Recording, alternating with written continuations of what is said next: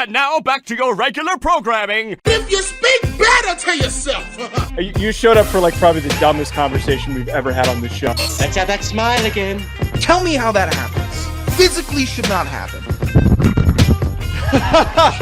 Relax. If you say it Give me as well. 3 times a day, God will line it up. He's just an absolute hack, and he gets his ass kicked by the teammates every week.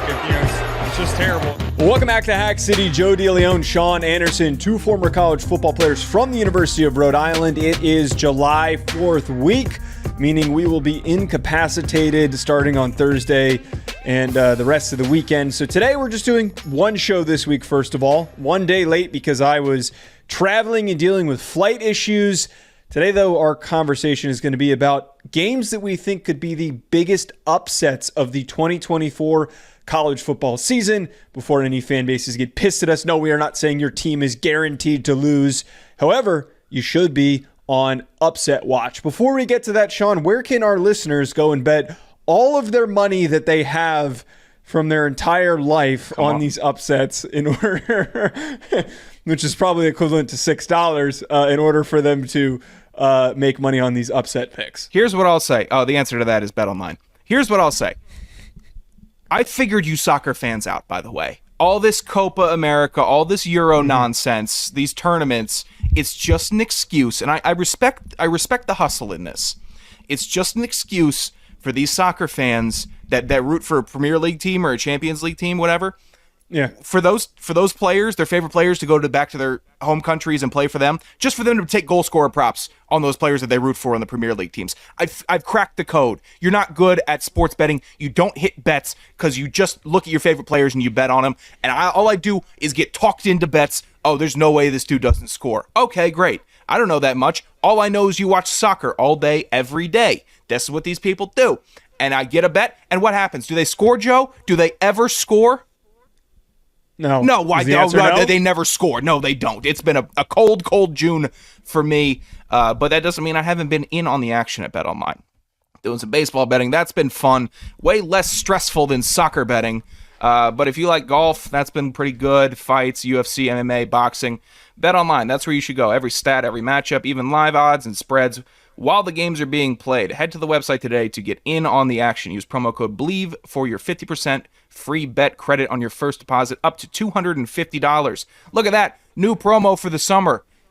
Take it. I know you're losing bets out there. Take the promo. They're giving it to you. Bet online. The game starts here. Happy birthday to Cam Rogers, by the way, that nobody knows who we're talking about, but happy birthday to him. Sean, let's get into pitching. Or actually, I have no idea when his birthday is, now that I think about it. He just keeps advertising he's having some 30th birthday bash or some big ordeal. He's going to be 30? Yeah, he's turning. He's a few years older than us. He's not the same age as us. Mm. Why is that? Why are you making that face? You know what? All right, Root for Cam. Let's not be mean. Cam. Let's not be mean. Happy birthday, Cam. We're giving him a happy birthday shout out. Let's not be mean. Sean's a bad person. All right, Sean, let's pitch our upsets for the 2024 college football season. I broke this up as we are going to do FBS versus FBS, 3 each. And then because as soon as our move is complete and we've got our ducks in a row, we're going to get back to doing FCS content. That is coming soon. We're going to share 3 FCS versus FBS games that we think could be upsets as well. I'm going to start us off with my first one. I don't know if this necessarily would be classified as an upset, but I am deeming it one. It's maybe not a super close one, but based on where these two teams were in the past couple of years, it definitely is. November 9th, Virginia Tech hosts Clemson. Now, I'm not saying that Clemson's going to have a crazy down year, but it does feel like a situation where they could stumble during parts of the season. Lane Stadium is one of the harder stadiums in the ACC to play at, and Virginia Tech, led by Kyron Drones, is going to be a very underrated and sneaky good team in the ACC. I think they're going to win 8 or 9 games this upcoming year, and this is going to be a defining moment for Brent Key and the Hokies. So give me Virginia Tech potentially knocking off Clemson. November 9th. What do you think of this? I know you hate Virginia Tech. What do you think of this? I think it's a fine pick because Clemson is a part of they're not the old guard, but for the 2010s, they have been a team that was really at the top of the mountain And since then, we have seen them slowly kind of taking I just saw who you wrote that down walk back down. Why are you peeping at my picks, man? I got to start putting them out of the document if you're going to start looking at them ahead early. You're an ass. No, You know what you're doing. You're doing I'm realistic. Finish your point. I think Clemson is vulnerable. I think a lot of these teams that were very, very good 10 years ago are they're not that anymore. They haven't caught up. They got antiquated. Clemson being the premier option for that, or the premier example of that. So they're going to get caught at some point this year. Virginia Tech. It's been a while since they've had a real win that they could be proud about. This could be that. So I could see it happening. I'm not against it totally, Joe. My first, I like Boston College versus UNC Week 11, a late upset, November 23rd, back end of the season. I've been not necessarily anti-UNC, but I've seen it. I've seen the pattern. Over the last 2 years, UNC beat App State by 2 points. They beat Georgia State by 7. They lost to Notre Dame, embarrassing. They lost to Georgia Tech. They beat App State by 6 in double overtime. They lost to UVA, and then they lost to Georgia Tech again. That's a terrible stretch of playing down to your opponents over the last 2 years. Can't have it. They're going to do it again to you. They might be rolling early. They might have a good season. Maybe we're in contention for a nice bowl game. And then out of everybody in the ACC, let's just take a turn. Boston College steps up, catches them late in the season, ends their hopes, and they just have another downer year. So I'm taking Boston College to kill the momentum this year. I like the decision to pick North Carolina, and actually I'll share that as my next pick because I think that North Carolina, it could be a bumpy road for them. I don't know if Boston College really has the juice just yet under Bill O'Brien. I think it's going to be a really scrappy year for them where they're going to be trying to figure out what their identity is. Castellanos, their quarterback, is fun, so that if they do manage to pull this one out, it's going to be because he has a crazy game on the ground and maybe he tosses a couple touchdowns and just really surprises the Tar Heels. I just don't totally know if we're comparing two ACC teams if this would count as an upset because this late into the season, UNC is probably not going to be ranked. However, I think that JMU going to travel to North Carolina on September 21st in the first month of the season. JMU, new head coach under Coach Chesney, who comes from Holy Cross. I know that they were rated in the portal a little bit as, oh my God, why am I blanking on the last coach who just went to Indiana? Signetti is now in Indiana, and he took a bunch of his players with him. But I think that Chesney's the type of coach that's going to pull out a game like this because this is a hard-nosed, well-coached team. There's offensive creativity, as we know from watching Holy Cross at the FCS level over the past few years and following them closely. So I really think that there is a shot that JMU could pull this one out and be my one pick for a G5 team knocking off a Power 5 program. I love it. I really, when I was looking at the UNC schedule, JMU was definitely one that popped up in my mind. They are not they're not real rivals, but they're close enough regionally where there's enough intersection where the JMU fans really care about it and the UNC fans really don't want it to happen. And when that mix happens, that means JMU is going to beat UNC at some point. And when that, it will be a good, nice noise coming out of Harrisonburg, Virginia when that happens. Mm-hmm. But I really do like JMU. And out of the G5, they're really starting to climb as to the top as a premier program in that level. My second, I had Missouri at Alabama, Week 8, October 26th. I'm dying for this, Joe. I'm dying for this upset to happen. I like the idea of Mizzou welcoming themselves in the new SEC, saying, all right, we've kind of been fighting at this middle pole position for a while. I'm ready to go. Me personally, I've been patient with the Mississippis, Mississippi State, the Ole Miss. I've been patient. I'm tired of waiting for Ole Miss specifically to do it. Tennessee gave us a great moment 2 years ago. What sense, right? Maybe this year we get something, better quarterback, get some momentum, but I'm tired of waiting on them. Mizzou is prime this year. Another team has to beat Bama. It has to, because it's a new age. I'm not gonna ignore it anymore. It is a new age, new SEC. I love Mizzou going into Alabama, maybe catching a bad Milroe game and coming out with a win. It could be a great moment and really say, hey, Saban's gone. We got a new era here. I don't hate this one. I just don't know if Missouri can pull out a game like this on the road, but I think it's certainly plausible. And there's also potential that these two teams are evenly matched, but it's a decent pick. I'm not going to give you a total pat on the back. My last one, Wisconsin versus Penn State, October 26th.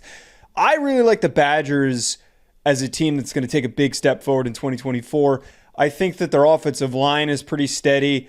Not the biggest Tyler Van Dyke fan, as many of you know. I love James Thompson Jr. on their defensive line. I think that Luke Fickell is really figuring out how to put this team together and be a punch-you-in-the-mouth type of a squad like he had at Cincinnati. And I think that Penn State is in a position where on the road, they're trying to really get their footing after losing a lot of defensive players last year to the draft, that they could come into this overlooking Wisconsin because Wisconsin's been a little down since the coaching change, since Paul Chryst was let go and they fired him, that they might overlook him and think, oh, this is not an easy matchup, but we're paying attention to our other more difficult games down the line, and they could get caught off guard. So I really like the idea of the Badgers really establishing themselves in year 2 under Luke Fickell, and this could be that opportunity to do so. There's a lot about this that I don't mind, but I caught you being a lying liar. But briefly before that, Penn State, I like them possibly getting upset this year. I know there's heat around West Virginia maybe upsetting them because West Virginia ended up with some good momentum. I think West Virginia, Wisconsin, about the same draw for an upset for me. They're about even. Okay. So I'm not hating the actual pick, but you're a lying liar. And this is why. Tyler Van Dyke has been floating around college football since he has been. And every year you've been talking about him. And every year you find yourself linked to Tyler Van Dyke and how you're talking about him. Oh, he's not good. I hate him. You keep talking about him, Joe. I think you're a Tyler Van Dyke. Yeah, if they lose this game, it's because of Tyler Van Dyke. They're not going to win it because of him. Admit you're a fan. Admit, because you can't stop talking. Absolutely not. I am not a fan. He has let... Actually, I can't even say he's let me down because I've never been rooting for him. He only proved me wrong once. One time. He had one good football game against Texas A&M. So no, I will not admit I'm a fan.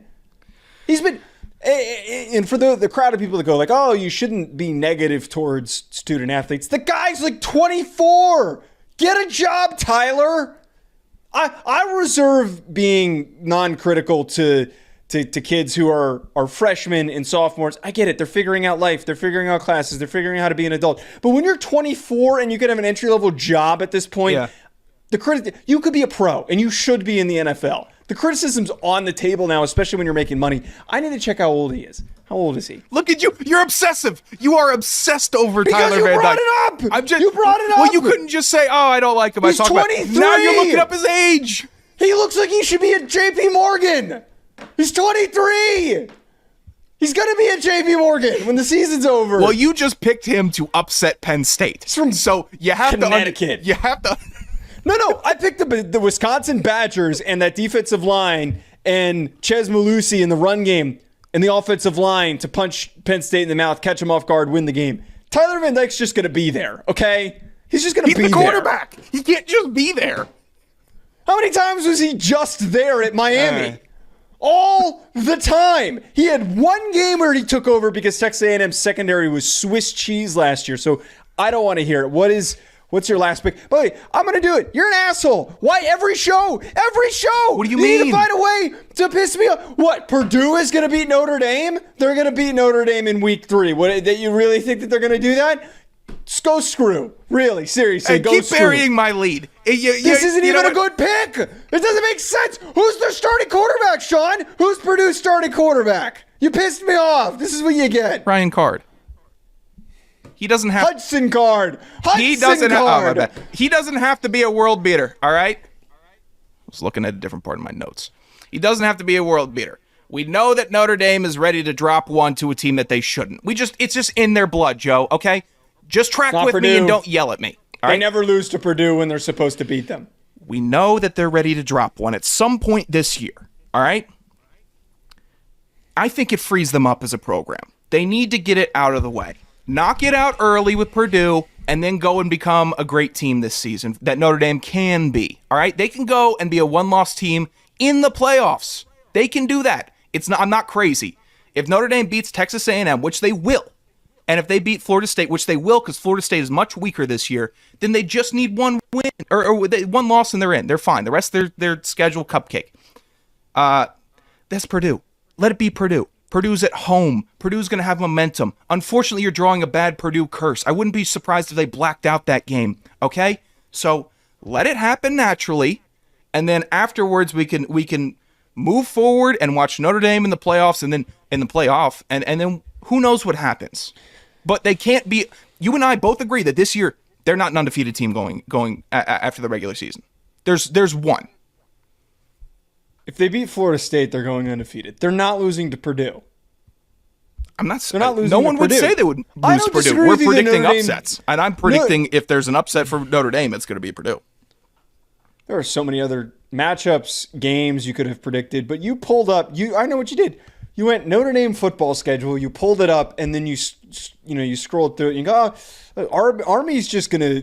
If I pick Army or Navy, it's going to be too. Don't try to get in my head in my process. To piss Joe off. No, you're so unbelievably They've predictable. been All right, susceptible, have they not? well, let's share our FCS to FBS upsets that we think are going to happen. My first one, I'm not going to sit here and completely throw out there.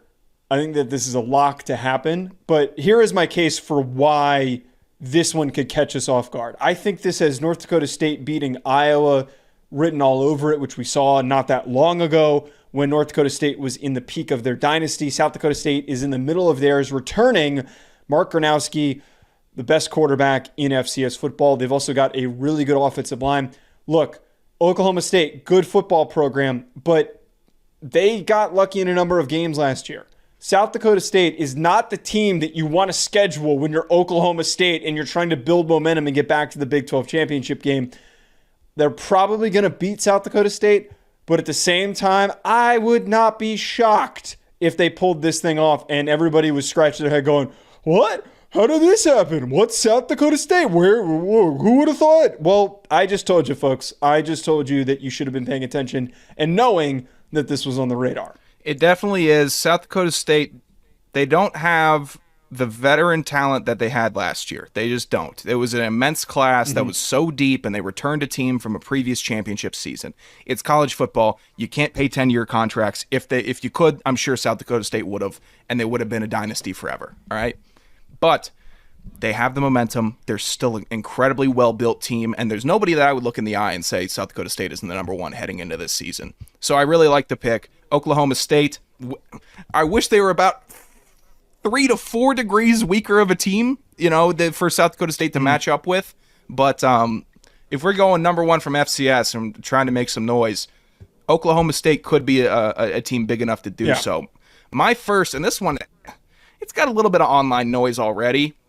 I've had my eye on it for a while. I have North Dakota State over Colorado week 1.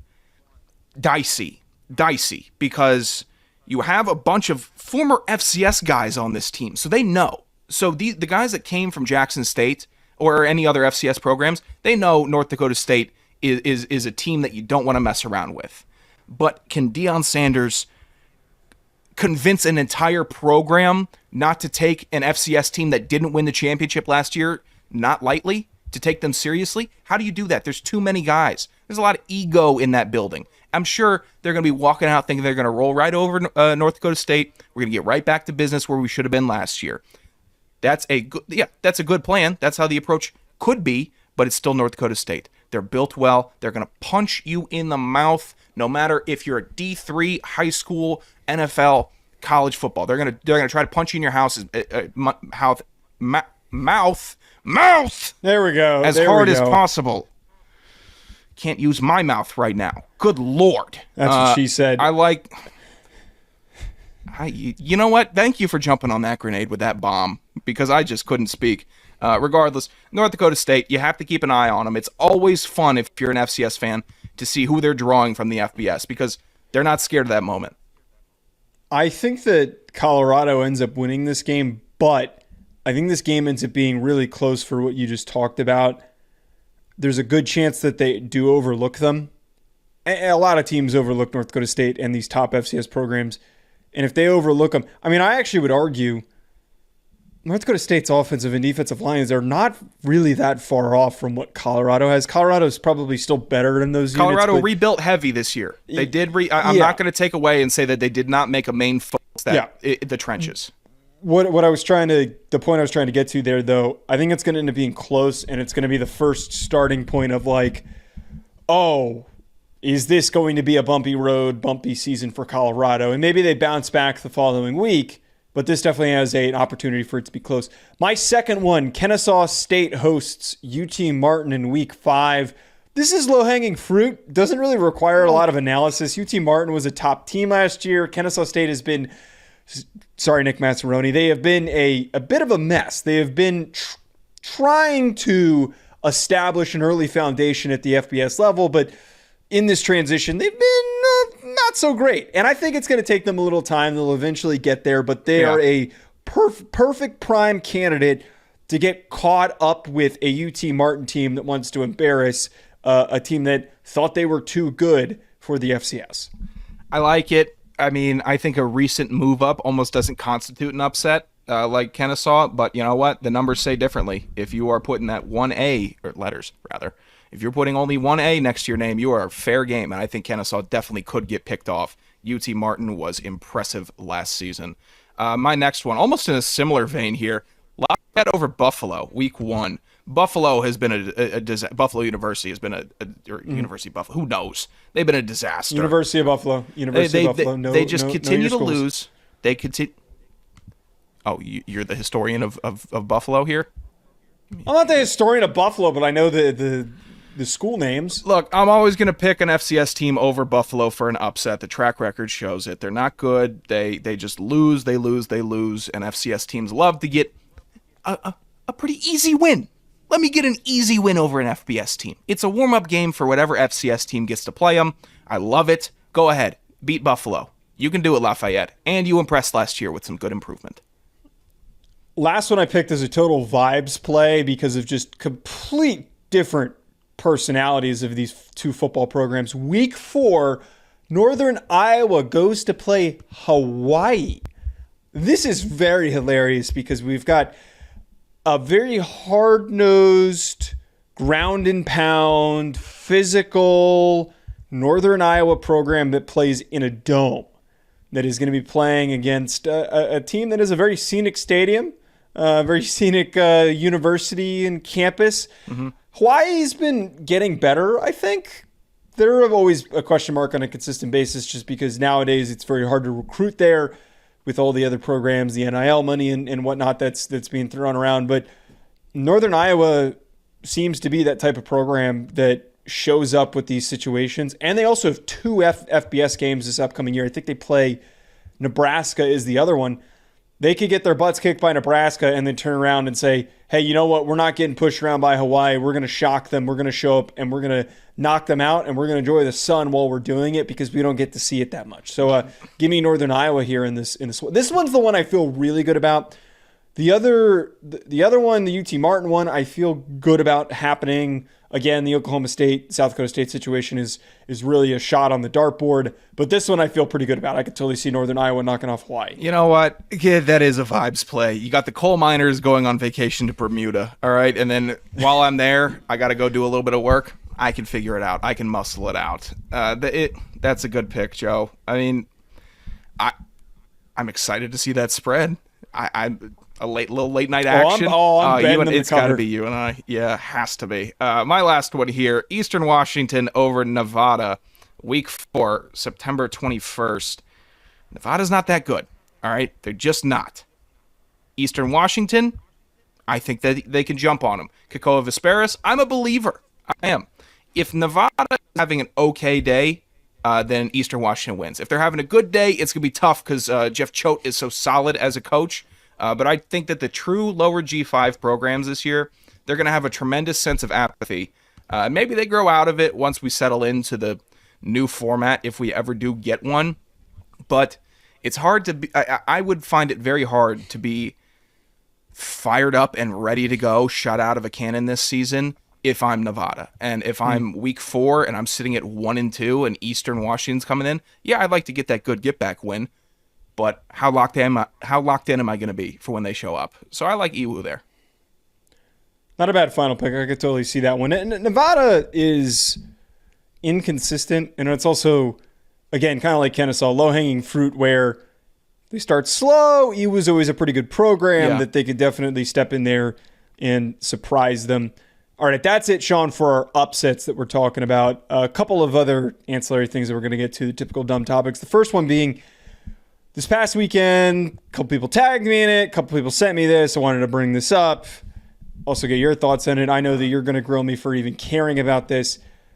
Some guy stole my bit and did a lame version of the McDonald's challenge that I did a few weeks ago. Now, I've said a few times, I don't want that to be the only thing that I'm known for, and I'm not going to do this every time somebody recreates it. But one, Buddy did it 2 weeks after me, which, okay, like, could you have picked any more obnoxious timing? And his version of it was just every hamburger he ate counted as an hour off, which is unbelievably easy and stupid that was considered to be a challenge. So, I don't know. I think that this is ridiculous. I think that it's really lame. His tweet blew up, not as big as mine, but it rubbed me the wrong way a little bit because he ate half of the amount of calories and he still ended up being there longer than I was. So, all right, I like that you started by saying, you don't want to be defined by this bit, but you're showing some, I think you want to do this bit again. I think you want to do this bit again soon. No. I show people how to do it right. I'm going to go, we're doing it Burger King this time, and we're going to have to document what a chicken fry is, and I'm not going to get caught up. Look, you've been busted. I don't want to do it love again. this bit, and you want to be defined by the bit. You're busted, pal. I don't want to do it again, and I don't want to be defined by it. But all I'm saying, and I knew people were going to try to recreate this, but doing it 2 weeks after I did it, and then also creating a dumbed down version of it is so lame. If you're going to, is it a fantasy football punishment? No.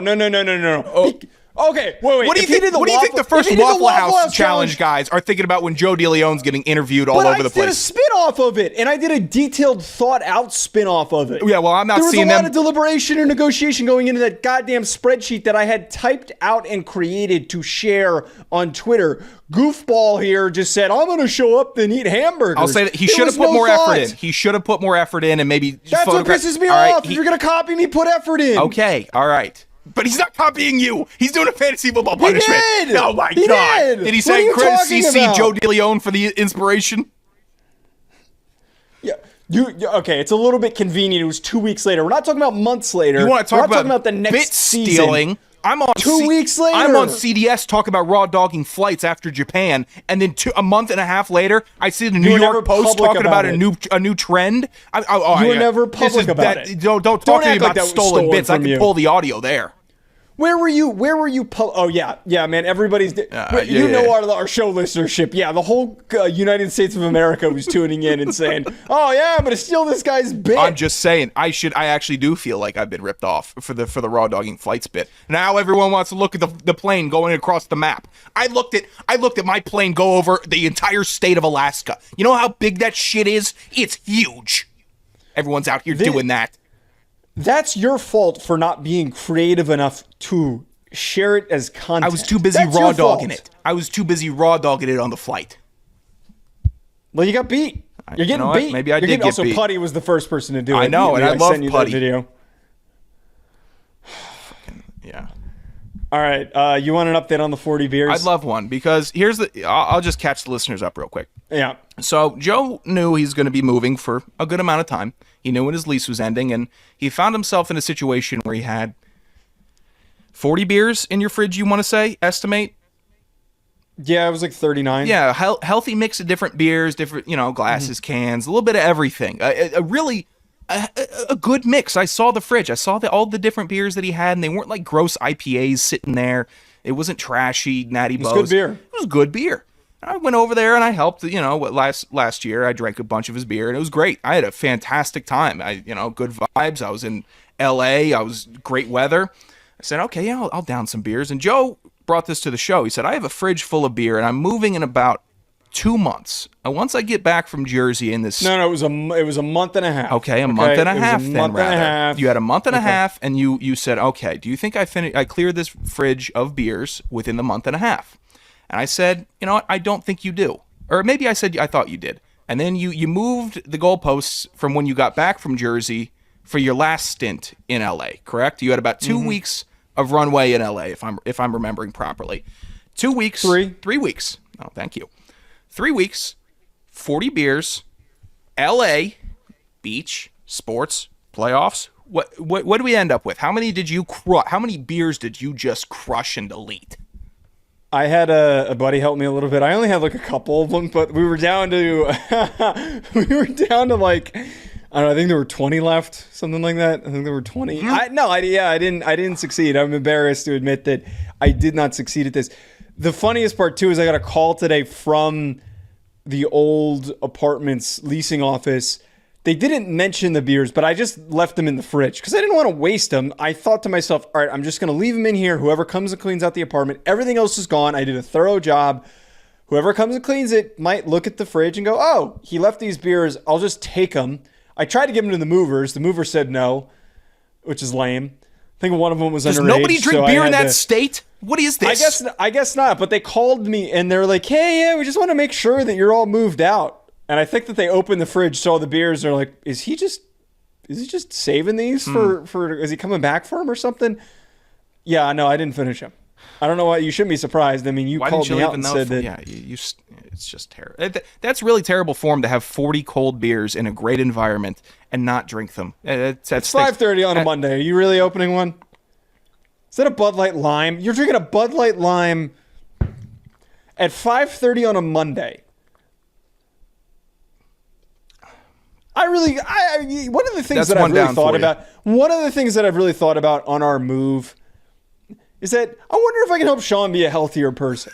I really do. Like, I really wonder if I could, because I had a lot of time to myself living alone for 3 years. I really learned how to be healthy. I lost a lot of weight. I'm still trying to lose weight. I'm trying to get in shape. You know, Sean shares his troubles with me from time to time. I wonder if I can be a good positive influence. I think it's going to be the opposite. I think I'm going to get so fat living with you, considering how fat I was living with you last time. I'm not going to be happy if that happens, Sean. Look, I think we should go the healthy route. God, that might make you throw up. Jesus, we might get an on-show vomit. Nice. But it's really disappointing. You had 40 beers. You didn't drink any of them. Why? Because I was packing and I just didn't get around to it, okay? I don't know. Yeah, I know. I understand. You wanted to, speaking of beers, there was a tweet that you were very enamored by that was shared this past week. That was a ranking of the number of beers that you consume in an evening. Can you elaborate for our listeners? I would love to. Fighting for my life right now. That was a mistake. I think I'm flipping to your side. Gonna try not to throw up. Why would you? Speaking of not throwing up, I told you the gross story. I threw up. I got sick on Monday. Speaking of why I wasn't drinking, I got sick this past Monday. Wasn't feeling well for like a good 3 hours, and then had to puke. Rushed to the bathroom, puked in the sink, clogged the sink. Went into the bathroom instead of going for the toilet, puked in the tub, clogged the tub. What was in the toilet where you avoided it? I don't know what like triggered me to like not go to the toilet, but when you're spur of the moment and it's just like, hey, I can't puke on the carpet, I need to just throw up into something that will drain easily. Didn't account for how bad the plumbing was. Had to have been one of the grossest things that I did, because then I didn't need to throw up, didn't throw up in the toilet, and then I had to scoop out dried puke the following day while I was still feeling nauseous. So you left it there? Oh, that's an immediate. I cleaned it up. No. I cleaned it up. I said I left it there for a day, and then I went back and I scooped it up because I didn't have the energy to clean it. All right. That's terrible. What's the ranking here the tweet that we're talking about here? Yeah, at Harrison Gordo 13. That's not a bad handle. Put out a tweet last week. Top 5 number of beers, and I'll go 5 to 1.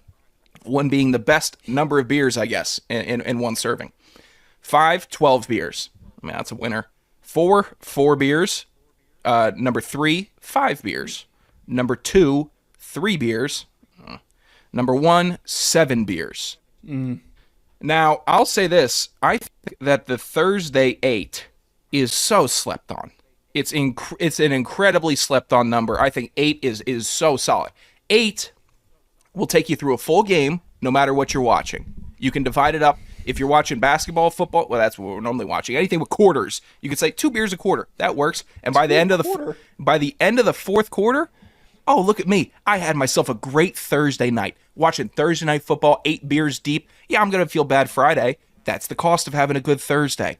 And then, when you start feeling good after 8 beers, just around 5 o'clock on a Friday, it times up so perfectly where you could just usher in a weekend. You're a little bit hungover, but you're having a good time at work, and then you just clock it off and you have a weekend. It's a dynamite setup. I thought you were implying you lead into the end of the day by having 8 beers, and then 5 o'clock hits, and then that's when the night starts. No, but the 8 beers... That would be some real 1970s, 1960s shit. No, it's a Friday. I'm doing spreadsheets today. I'm gonna pour a bottle of bourbon at lunch, and then we're gonna really turn this thing around. No, that's an 8-drink meeting. That is not the 8-drink day. But look, this strategy, this Thursday, and it's great for Thursday night football. You just roll with it, and then once you're at 8, cap it, because then you're gonna call out the next day. You're gonna call out on Friday, burn a day of PTO. I've seen it 1,000 times. You just got to believe me here. 8, cap it, move on to Friday. It's the best. It is the best form. It's the best numerated drinking system that I have to offer. Thursday 8. Here's my only issues with the list. I agree that number 3 beers is a good number, or just 3 drinks in general is always a good number, because it's for the days where you don't want to go crazy, but you just want to chill, have a couple drinks, you spread them out. You've got something going on tomorrow, but you're hanging out with some friends. You want to be moderately responsible. Maybe you got to wake up early for a flight or something. The 3 is a good number, but I think that 4 and 5 are too packed close to be in the list. Like 5 should be 6 and 4 should be 8. Like you're talking about here. I think that the too many small numbers, not enough big numbers. And it doesn't. And I'm not one of these hardos that needs you to have a big number. But I'll tell you this: 4 and 5, it just feels like you're drinking beer number 3 again. And that's the great thing about beer is that you can stay at that 3 point until you get to 8 and then or 7 or 8. I don't mind a 7, but I think that's a very conservative play from Harrison Gordo 13. I think it's incredibly conservative. It's an easy, because who doesn't think 7 beers, so it just reflects a very passive drinking style, but while wanting to seem cool. Oh, I had like 7 drinks last night. Yeah, it was fine. Okay, you had 7 drinks. What does that do for me? That's just on the line of, oh yeah, I have to Uber. That if you're out all night, that's just enough to ruin all of your sober plans. 8 beers, then we cross the threshold and we're having a really good time. 12 is great, but I really think 8 is when the party starts. Folks, enjoy your 4th of July weekends. Maybe you will reference this list as a way of determining how many beers you should have over the weekend. I think 12 should be everybody's number. 10 on 4th of July. DeLeone. 10's the number on 12 4th is firework accidents. That's a good point. At Joe DeLeone, at Sanderson Radio, at Hack City Pod on Twitter. Leave us a 5-star review, hit subscribe, drop a comment, and we will talk to you folks next week.